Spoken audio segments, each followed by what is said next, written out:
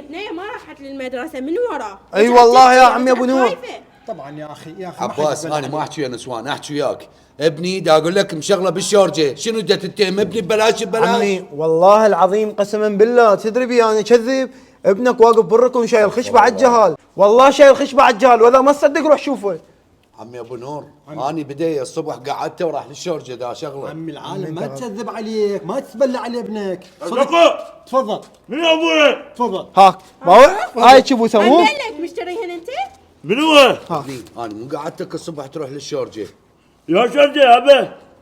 وين كان؟ هاي تشبوسه مال واحد صديقي ولد الطاني لا اياها. واحد من البنية. امشي طب جوا. انا علمك.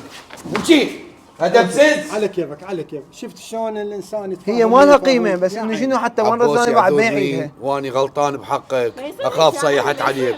لا عادي يا اخيتي أخوي، ما صار شي. اعذريني واني اسف. عمي ابو نور